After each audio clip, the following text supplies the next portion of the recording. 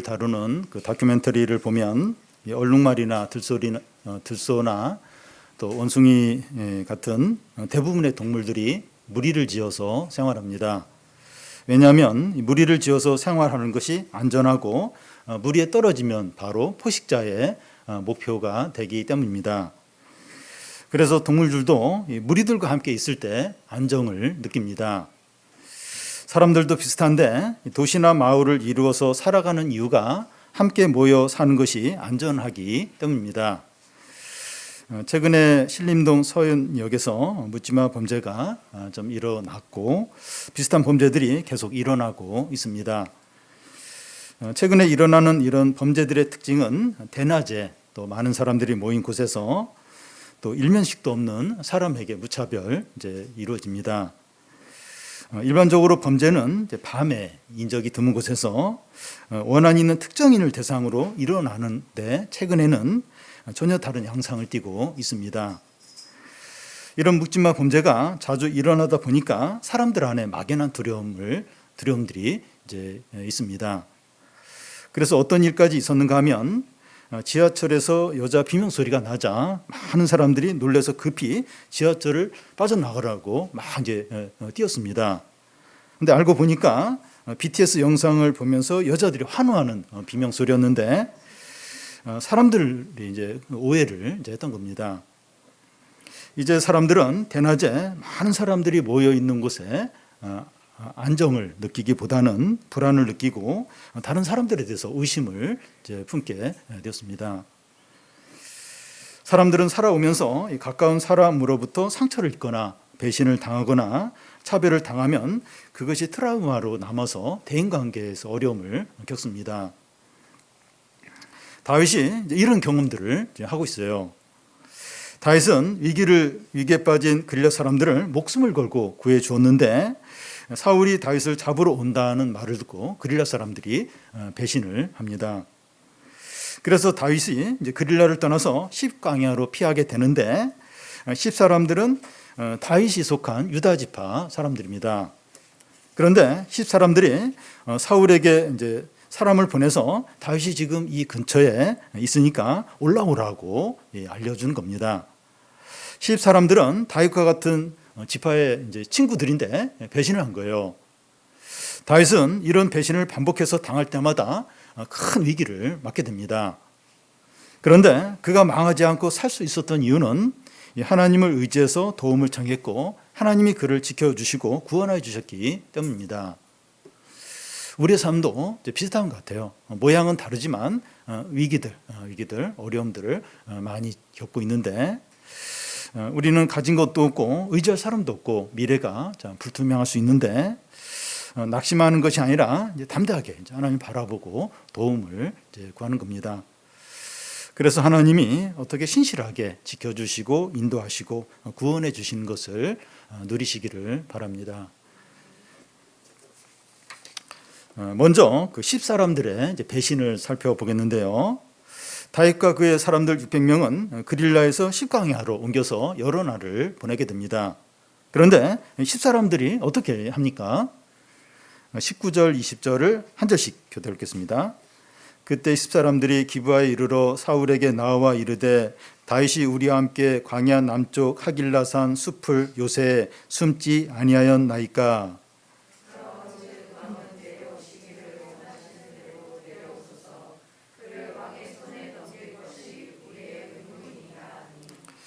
다윗은 의로운 자이고 이스라엘 왕으로 기름 부음을 받은 자입니다. 그렇다면 10사람들은 이 다윗 편에서 다윗을 도울 것 같지만 오히려 다윗을 배신하고 사울 편에 섭니다. 10사람들은 유다 지파에 속한 사람들이에요. 그들은 다윗이 그들과 같은 지파이고 이스라엘 왕으로 기름 부음 받았다는 것을 잘 알고 있습니다. 그런데 그들은 기브아에 있는 사울에게 찾아가서 다윗이 그들 사는 근처에 머물고 있다는 것을 이렇게 알려줘요. 정보를 알려줍니다. 다윗은 같은 지파 친구들에게 배신을 당하고 있는데 참담하죠. 참담했을 겁니다. 다윗은 그때 심정을 시편 54편에 이렇게 표현을 하고 있습니다. 그 1절, 2절, 4절, 7절 시편 54편 그걸 제가 좀 읽겠습니다. 하나님이여 주의 이름으로 나를 구원하시고 주의 힘으로 나를 변호하소서. 하나님이여 내 기도를 들으시며 내 입의 말에 귀를 기울이소서. 하나님은 나를 돕는 이시며 주께서는 내 생명을 붙들어 주시는 이신이이다. 참으로 주께서는 모든 환난에서 나를 건지시고 내 원수가 보응받는 것을 내 눈이 똑똑하게 보게 하셨나이다. 다윗은 같은 유다 지파이고 친구들로부터 배신을 당했을 때 저주를 하거나 복수를 다짐하거나 불평하지 않았습니다. 오히려 주의 이름을 부르며 구원해 달라고 구하고 내 기도를 들어달라고 구하고 원수들을 하나님께 다 맡기고 있습니다.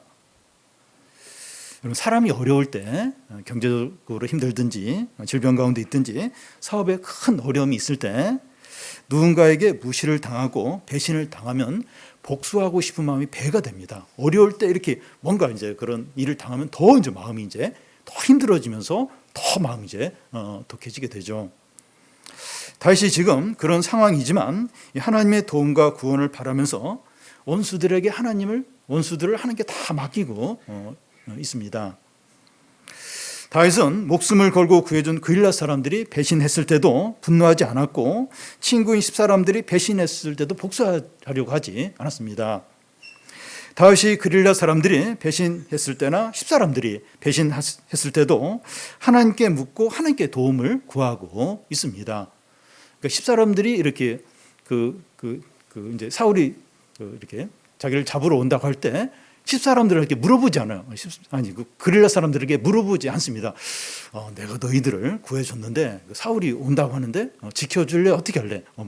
그렇게 묻지도 않고 도움을 구하지도 않아요. 하나님께 물어봐요. 하나님, 이 사람들이 그릴라 사람들이 나를 넘겨주겠습니까? 안 넘겨주겠습니까? 그러니까 그릴라 사람들의 어떤 배신하는 그 상황에서 하나님을 의지했고 또 십사람들이 배신하는 상황에서도 십사람들에게 막 이렇게 보복하려고 하거나 그렇게 하지 않고 하나님께 이제 기도를 하고 하나님께 도움을 구하고 이제 있는 겁니다.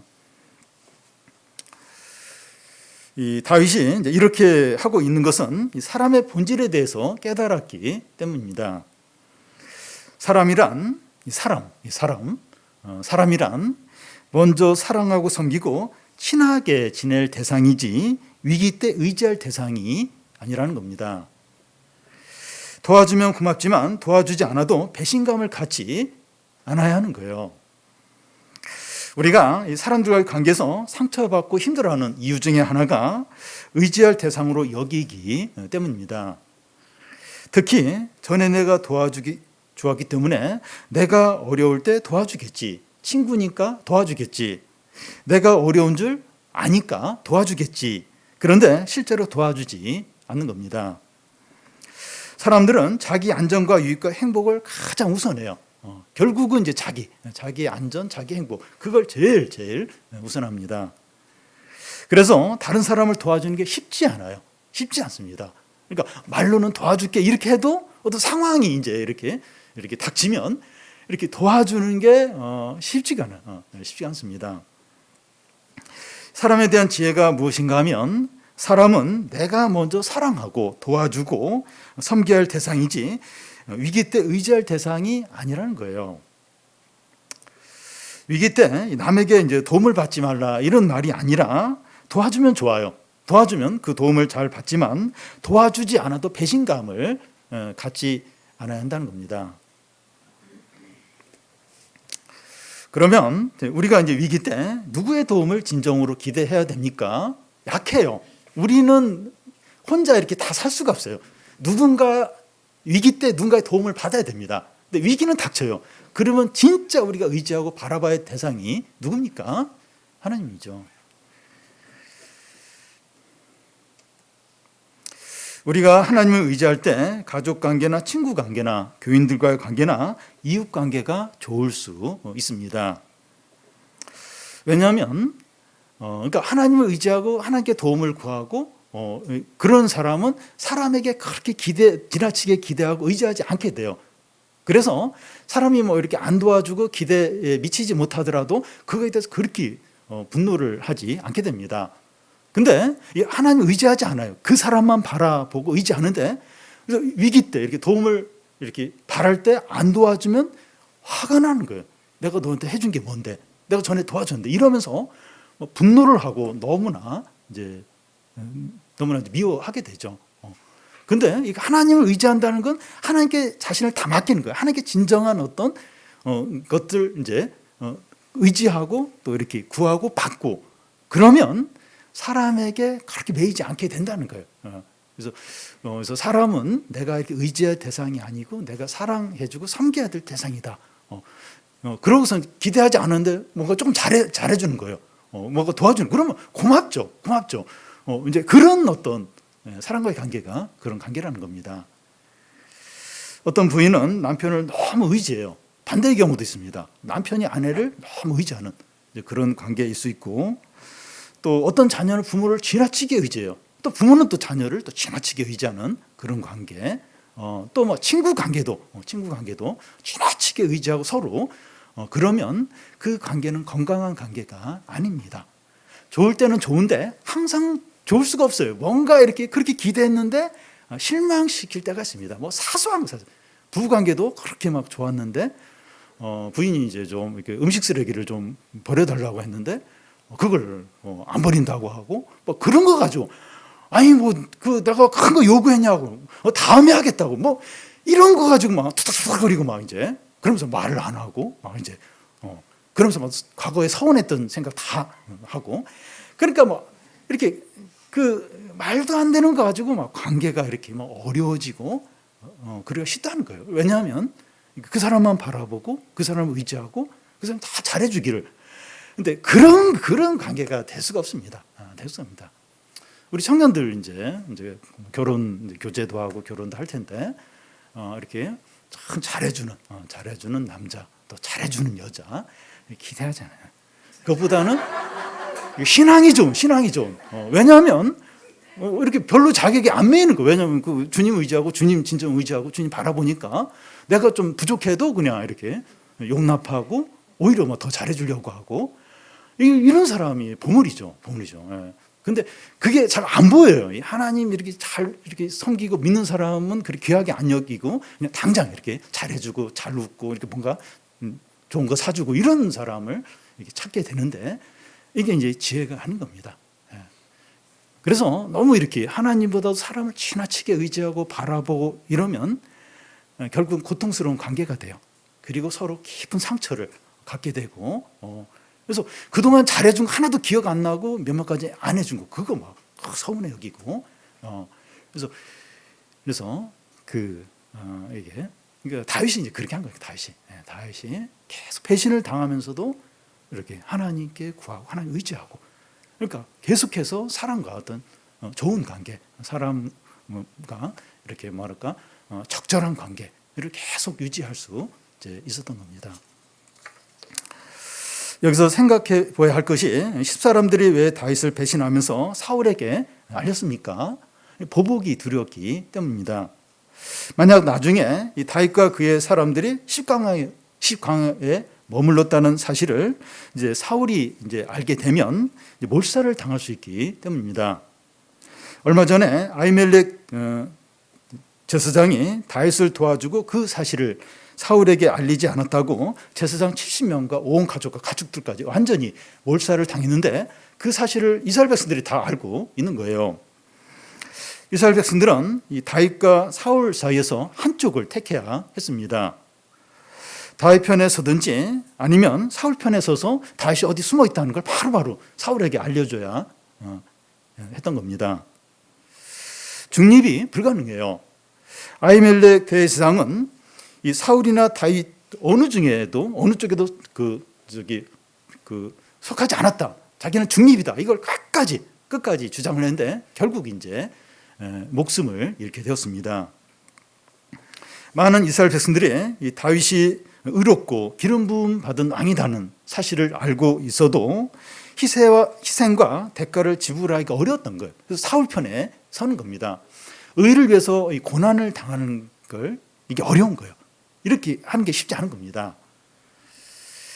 사울이 이스라엘을 통치하면서 두 편 중에 한쪽을 택하도록 이 압박을 한 것처럼 사단이 세상을 지배하면서 사람들을 이렇게 압박을 합니다.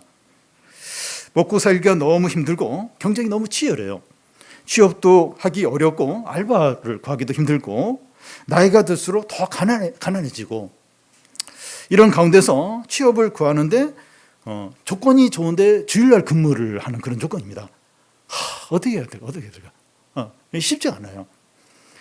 또 바쁘고 할 일이 많은데 신앙생활을 위해서 시간을 내는 게 쉽지 않습니다. 하나님의 일보다 사람의 일을 생각하기가 얼마나 쉬운지 몰라요. 얼마나 이게 얼마나 하나님의 일을 우선적으로 하니까 얼마나 어려운지 모릅니다. 그런데 신앙의 길, 우리가 이제 신앙의 길을 이제 가게 되는데 꽃길이 아니에요. 절대로 꽃길이 아니라 십자가의 길이죠. 십자가의 길입니다. 절대로 쉽지 않고 많은 대가를, 아픔을 겪어야 됩니다.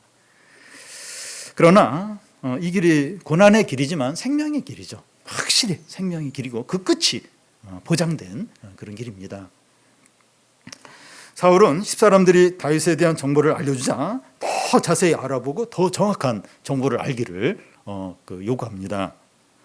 22절, 23절을 한 절씩 교대로 읽겠습니다.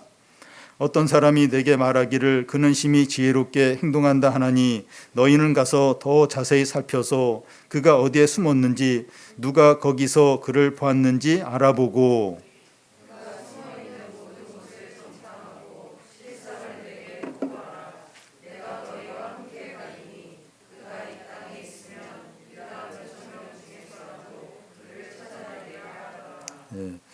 다윗에 대해서 그가 심히 지혜롭게 행동한다 하는데 무슨 말인가 하면 몇 번씩 사울이 이제 다윗을 잡으러 갔다가 이 다윗이 싹 아주 이렇게 잘 이제 피했던 겁니다.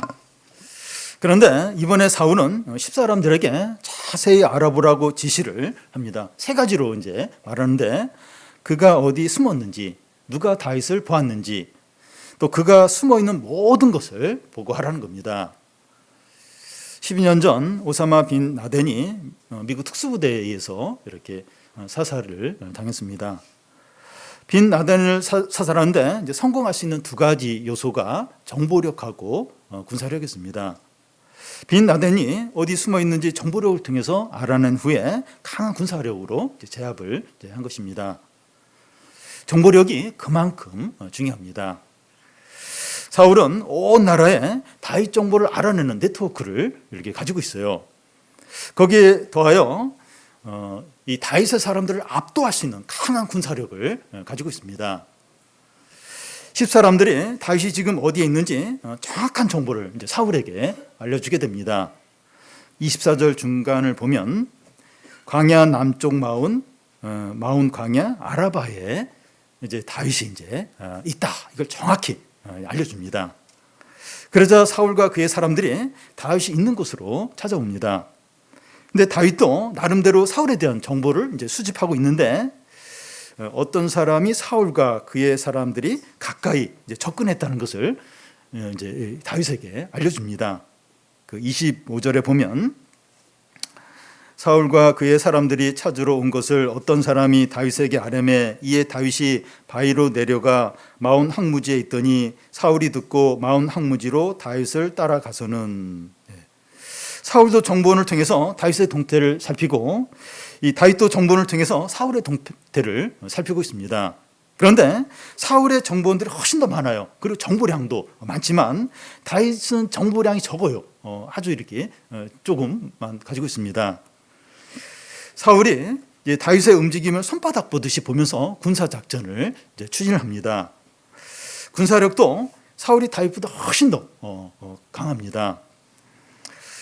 사울의 정보력과 군사력이 다윗보다 훨씬 더 좋고 강하기 때문에 다윗은 소망이 없어요. 정보력에서 군사력에서 이게 게임이 안 되면 안 되는 거죠. 다윗은 소망이 없는 겁니다.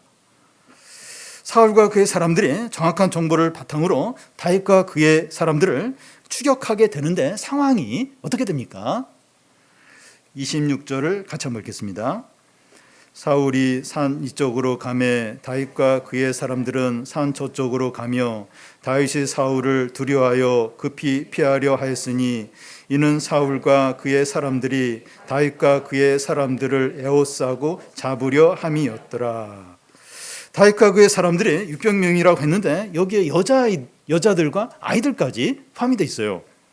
그런데 사울과 그의 사람들은 다 남자들이고 1000명 이상이나 됐을 겁니다. 다윗과 그의 사람들이 여자와 아이들을 데리고 도망을 치고 있는데 사울의 군대가 그 뒤를 추격합니다. 사울의 군대가 산 이쪽으로 가니까 다윗과 그의 사람들이 산 반대쪽으로 돌아가는 겁니다. 그런데 금방 이제 따라잡히게 돼요. 사울의 군대가 다윗의 사람들을 이제 포위를 하려고 합니다. 보통 전쟁에서 이제 포위한 가운데 싸우게 되면 안쪽에 있는 군인들은 제대로 싸우지 못하고 사륙을 당하게 됩니다. 그러니까 사륙을 당한다는 그냥 무차별하게 죽임을 당하는 걸 말합니다. 이제 사울의 군대가 다윗의 사람들을 포위해서 사륙을 시작하려고 합니다. 이제 끝났어요. 아무 소망이 없습니다. 누가 다윗을 도와줄 수 있겠습니까? 하나님도 이런 상황에서 어떻게 할 수 없을 것 같아요. 그동안 다윗에게 주어졌던 하나님의 약속이나 이스라엘 왕이 될 것이라는 기름 부음 받은 게 아무 소용이 없게 됩니다. 이런 상황에서는 두려움과 절망과 탄식과 어둠만 가득하죠. 다윗이 이런 상황에서 쓴 시편이 27편입니다. 1절에서 3절까지 14절 이렇게 읽어보겠습니다. 여호와는 나의 빛이요 나의 구원이시니 내가 누구를 두려워하리요. 여호와는 내 생명의 능력이시니 내가 누구를 무서워하리요. 악인들이 내 살을 먹으려고 내게 왔으나 나의 대적들 나의 원수들인 그들은 실족하여 넘어졌도다. 군대가 나를 대적하여 진칠지라도 내 마음이 두려워하지 아니하며 전쟁이 일어나 나를 치려할지라도 나는 여전히 태연하리로다. 너는 여호와를 기다릴지어다. 강하고 담대하여 여호와를 기다릴지어다. 아멘. 여호와는 나의 빛이요 나의 구원이시니라고 했는데 그때 다윗의 상황이 너무 어두운 거예요. 너무 절망 가운데 있었기 때문에 하나님이 나의 구원의 빛이시라는 겁니다. 군대가 나를 대적하여 지칠지라도 내 마음이 두려워하지 아니하며 나는 여전히 태어나리로다. 다 이렇게 에워싸고 있는데 내 마음은 태어나다는 거예요. 이렇게 안정적이라는 겁니다. 너는 강하고 담대하여 여호와를 기다릴지니라. 그 상황에서 다윗이 얼마나 낙심이 됐고 두렵겠습니까?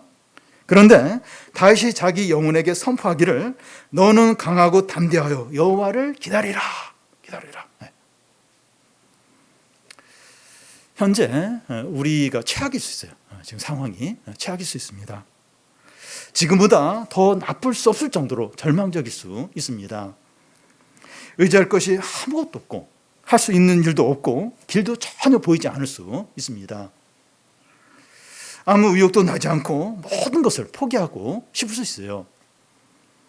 정서적인 문제로, 채무 문제로, 자녀 문제로, 취업 문제로, 사람과의 관계 문제로 그럴 수 있어요. 참 너무 힘들고 너무 절망적일 수 있습니다. 그러니까 모든 것이 어렵지 않더라도 자기가 중요하게 여기는 어떤 부분에 큰 어려움이 닥치면 완전히 이렇게 에워싸이고 그냥 절망 자체고 너무나 이제 어려운 거죠. 그럴 때 우리가 우리 영혼을 향하여 너는 강하고 담대하여 여호와를 기다릴지라 외치는 겁니다. 그 결과가 뭡니까? 이게 아무 소용이 없는 것 같아요. 지금 상황이 현실이 이런데 이렇게 여호와를 바라보며 기다릴지어다. 이게 무슨 의미가 있을까? 그냥 메아리 뿐이지. 그렇게 여겨질 수 있는데 그렇게 했어요. 다윗은 그렇게 했습니다. 근데 그 결과가 뭡니까? 27절을 같이 한번 읽겠습니다. 전령이 사울에게 와서 이르되 급히 오소서 블레셋 사람이 땅을 침노하나이다. 그때 마침 전령이 사울에게 달려와서 하는 말이 블레셋 사람들이 침공해서 약탈을 하니까 급히 이곳으로 오시라는 겁니다. 다윗을 위기에서 이제 건지는데 유다 지파 민병대가 왔다든지 또 사울의 반군 세력이 와서 도와주는 게 아니었습니다. 블레셋이 다윗을 위기에서 건지고 있어요. 사울이 이게 추측을 해보면 이 사울이 이제 다윗을 추격할 쯤에 블레셋 방백들의 마음에 이스라엘을 공격하고 싶은 충동이 생기는 갑자기 막 이스라엘을 공격하고 싶은 충동이 막 블레셋 방백들에게 막 이제 생기는 겁니다. 우연의 일치입니까? 우연인가요?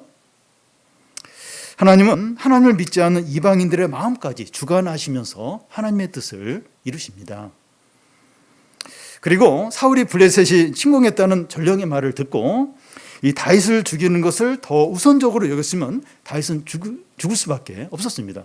이제 곧 이제 포위가 되고 살육이 시작될 그런 상황이죠. 그러니까 전령이 와서 지금 블레셋이 침공을 했습니다. 이 얘기를 들었을 때 그 블레셋을 막는 것보다 다윗을 죽이는 게 먼저지. 이래 버리면 이제 다윗은 이제 끝장이 나는 거죠. 그런데 사울이 어떻게 합니까? 28절을 같이 한번 읽겠습니다. 이에 사울이 다윗을 뒤쫓기를 그치고 돌아와 블레셋 사람을 치러 갔으므로 그곳을 셀라하마 르곳이라 칭하니라. 전령의 말을 듣고 사울 안에 두 마음이 요동쳤을 거예요. 다윗을 죽이는 것이 먼저일까? 아니면 이 블레셋을 막는 게 먼저일까? 그런 가운데서 왕으로서 나라를 지켜야 된다는 책임감이 더 생기면서 다윗을 추격하는 걸 포기하고 블레셋을 막으러 가게 됩니다. 사울의 마음도 참 믿음이 없는 사울의 마음도 하나님께서 주관하시는 거죠. 다윗이 최악의 상황이고 어둠과 절망만 가득한 가운데 강하고 담대하게 여호와를 기다리라 했는데 하나님께서 이렇게 응답을 하셨습니다. 정보력과 군사력이 훨씬 강한 이 사울의 군대를 이긴 거죠. 이긴 겁니다. 이런 놀라운 응답은 이렇게 외치는 사람만 받을 수 있어요. 아무나 이런 놀라운 응답을 받는 게 아니라 이렇게 외치는 사람, 위기와 어려운 가운데서 너는 강하고 담대하게 여호와를 기다리라, 하나님을 기다리라 외치며 기도하는 사람만이 이런 놀라운 응답을 받게 됩니다.